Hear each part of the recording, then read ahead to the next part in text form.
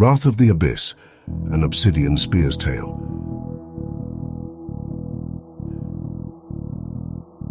They came from the deep.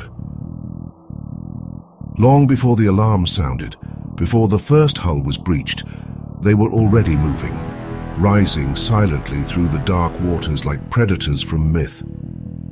No vox chatter announced their arrival. No threat was issued. The only heralds were silence, pressure, and the subtle distortion of Auspex returns, like shadows shifting where none should be, as if the sea itself bent away from their path, unwilling to impede their advance. They were the Adeptus Astartes of the Obsidian Spears, a chapter from the oceanic death world of Tuarua. Their armor, etched with shimmering runes of tide and pressure, was designed not just for war, but for the crushing black of the abyss. From submerged assault bays hidden far beneath the waves they had launched, guided by silence, precision, and vengeance. And far below, watching from the command sanctum of a sunken relay station, stood Captain Tekahua. He was still as stone, helm aglow with tactical data streaming from his submerged sensor net. His warriors required no direction. Their blades knew the will of the chapter. He would speak when the sea was ready to claim its due. The bridge of the voice of ruin reeked of sweat, oil, and the acrid bite of burned incense. Captain Malakar stood at the command dais, his gauntleted fingers tapping against the corrupted brass of the control panel. Naval dominance had always been key to projecting force inland on this cursed world.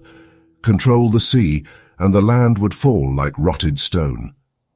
His vessel, a leviathan of war, had carved a bloody path through the Loyalist fleets. He still remembered the moment a Loyalist cruiser buckled beneath his guns, its prow folding like paper as it was driven into the sea. Strikecraft launched ceaselessly from his flight decks, bringing ruin to the pathetic forces of the so-called crusade. This world would burn, and he would be the one to light the final pyre. Then he heard it, a deep metallic groan that resonated through the ship's vast hull. His brows furrowed.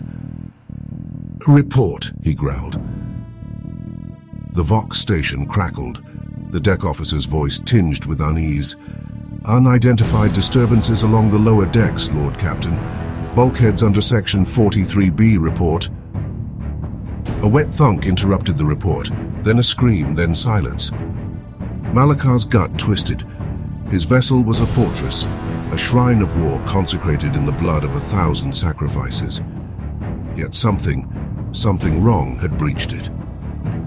The next Vox call came barely a minute later. "Captain, we have hull breaches. Multiple ingress points below the waterline. There's..." Static. A pause. Then the officer returned, his voice shaking. "Boarders, my lord. Something's down there. Moving up." Malakar's blood ran cold. What manner of foe? I don't know. They came from beneath the waves." Then the screaming began in earnest, and below, the wordless panic of Section 43B transmitted in snatches of broken Vox bursts to the scattered squads of lower-deck guards. "Did you hear that?" Arkan gripped his rusted las rifle tighter as water lapped around his boots. He and the others from Deck Squad 9 had been sent to investigate breach warnings. Now the corridor was half-flooded, the lights flickering, and the air choked with the stink of seawater and ruptured promethium lines. "They're just void leaks," muttered Vass, but his voice betrayed doubt. He turned, scanning the darkness ahead. Then they saw it. Black shapes half-submerged, emerging from the water with terrifying calm. Not shouting, not roaring, just coming. The first figure raised a trident. "Contact!" Lay's gunfire flashed across the corridor, but the figures kept moving. Arkan watched in frozen horror as the man beside him was impaled, lifted, and hurled against the bulkhead with a wet crunch. Another's head vanished in a burst of blood and bone. The water turned red. The Obsidian Spears moved through the chaos like vengeful currents. water streaming from their black ceramite armor. Their assault had been silent, unseen, until the moment they struck. Floodgates had been sabotaged, isolated squads trapped by redirected flows of seawater, kill zones established with precise surgical efficiency. Sergeant Rawiri impaled a heretic armsman with his trident, twisting the weapon before wrenching it free. Oceanic runes on his armor shimmered and pulsed faintly as the traitor's blood splattered the walls. Warp sparks guttered and died near them, subtle interference from the runes disrupting local demonic presence. Tauhiri smashed through a bulkhead door, his power blade flashing in the dim light. The traitors fell back, but there was no escape. They were caught between the rising waters below and the wrath of the Astartes above. No words, no mercy, only the relentless advance of the tide. Their movements flowed like breakers through narrow corridors, driving heretics before them in a controlled surge. Lights shattered, steam hissed from ruptured conduits, and always the sound of water, rising, encroaching, hungry. Malakar paced the command deck, fury barely restrained. He could hear the gunfire, the explosions, the desperate cries of his men. He could feel the presence of something unstoppable moving closer, each step marked by a tremor in the deck plating, each moment colder, as though the deep itself had clawed its way aboard. The bridge itself was a blasphemous cathedral to the dark gods. Demonic sigils pulsed across the view screens, displaying scenes of slaughter in reverent loops. His throne rose above the dais, forged from fused bone, broken blades, and cables pulsing with unnatural life. The traitors had fought back. In Corridor 57C, they staged a counterattack with flamers and war mutants. The Astartes didn't slow. Malakar had watched the footage, brief glitching, ending with one black-armored warrior hurling a shrieking demon engine into a wall of flame. The impact detonated in a burst of gore and warp-tainted fire, blowing out bulkheads and scattering heretics like sea-scoured wreckage. But nothing had prepared them for this. Then the doors to the bridge exploded inward. A single warrior stepped through the smoke and flickering flames, black as the abyss.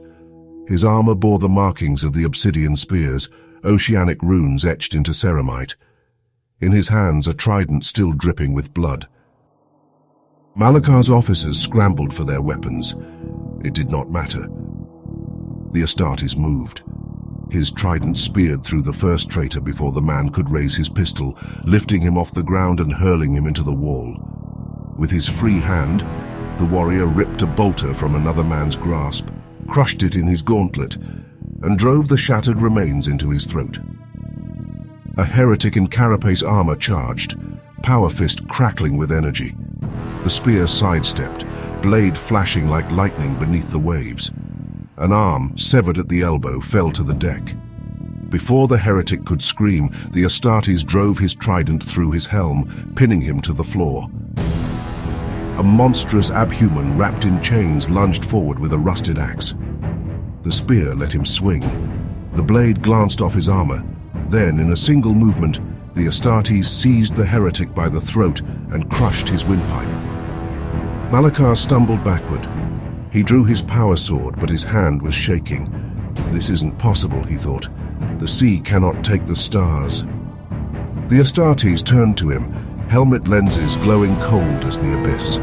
He did not speak. He did not gloat. He simply advanced. Malakar roared and swung. Sparks flew as his blade met ceramite, but the spear parried with a contemptuous twist of his trident. The blow slid aside. The counterstrike came instantly. The trident pierced his chest, driving through his ribs and lifting him from the deck. Blood filled his throat. And in that moment he understood. This was not just vengeance, not just warriors. This was the sea itself, clad in ceramite and hatred. The Obsidian Spear yanked his weapon free, letting Malakar's corpse crumple to the floor. He turned to the ship's controls, studied them for a moment, then activated the final phase of their plan. The ocean itself would claim the voice of ruin. As the Obsidian Spears exfiltrated, Detonations rocked the vessel. Hull breaches widened and the sea rushed in. The last screams of the crew were lost in the abyss as the mighty warship groaned, tilted, and finally began its descent into the crushing black depths. Far below, Captain Takahua watched from the shadows of the deep, his helm's optics tracking the ship's final moments. He had observed the raid through submerged surveillance relays, his command silent but omnipresent. Every movement had been approved, every kill accounted for. His judgment was absolute. He sent a single Vox transmission to the fleet above. The storm has passed. And with that, the Obsidian Spears disappeared into the darkness, leaving only wreckage in their wake. In future campaigns, whispers would circulate through traitor crews, of silent retribution rising from the waves, marked by runes none could read, of ships that vanished without a trace, and of death, swift and wordless, in the dark below. Don't forget to like, comment and subscribe for more.